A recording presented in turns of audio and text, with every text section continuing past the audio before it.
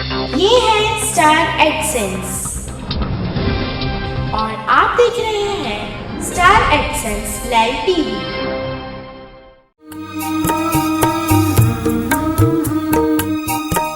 समस्या से सफलता तक, समस्या से सफलता तक, समस्या से सफलता तक। मन ही भगवान है या भगवान का दूसरा रूप है।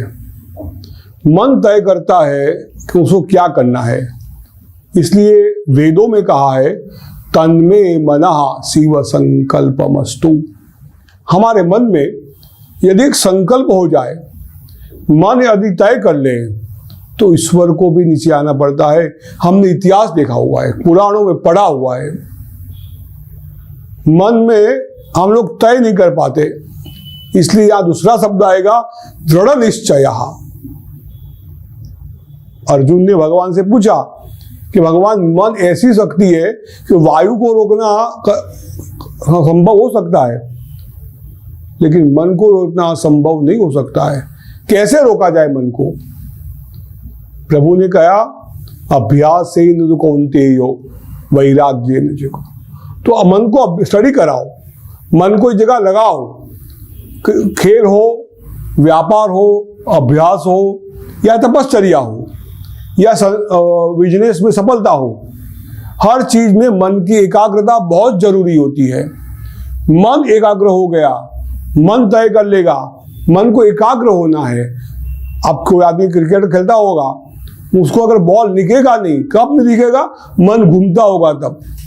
मन शांत होगा, मन एकाग्र होता तो गोल को देख पाएगा, वो उसको खेल पाएगा, विजयी हो पाएगा। यही जीवन में, अभ्यास में भी है। 50 बच्चे पढ़ते हैं, 20 बच्चे नपास होते हैं, 30 पास होते हैं, उसमें एक फर्स्ट क्लास पास होता है। ये क्या है? टीचर की, शिक्षक की कोई कमी है? नहीं, उन बच्चों का मन एकाग्र नहीं होता है। इसलिए जीवन में बचपन से सबसे पहले मन को स्थिर करना सीखो, मन को शांत करना सीखो। मन अगर शांत हो गया, मन एकाग्र हो गया, इसलिए भगवान पाणिनि ने पतंजलि योग शास्त्र के अंदर योग का अर्थ किया है मन चित्त निवृत्ति इति योगा। मन और चित्त की निवृत्ति हो जाए, उसी के लिए योग किया जाता है। इसलिए आपको कोई भी काम में सफलता पानी है, कोई भी काम में आगे जाना है, तो उसके लिए मन को ठीक करो, मन को एकाग्र करो, मन को शांत करो, मन को काम में लगाओ। बराबर एक गोल पे लगा दो, उसको कोई दिखता ही नहीं है, एक ही चीज दिखती है। जब वो होगा तो आपकी सफलता आपके पैरों में होगी, आपको कोई नहीं हरा पाएगा। आप जहां जाओगे वहां पहुंच जा सकते हो। इतनी शक्ति मन में है। और मन को शांत करके, मन को एकाग्र करके, मन को स्थिर करके, मन को अपनी काम में लगाकर एक जगह लगा दो, हर चीज में बाहर निकाल दो। निकल गया मन बाहर, तो आपके लिए कुछ भी असंभव नहीं है। मन नहीं निकला, मन वहां रुका रहा, तो याद रखना कोई भी आ जाए, स्वयं भगवान भी आ जाए, आपको सफल नहीं करा पाते।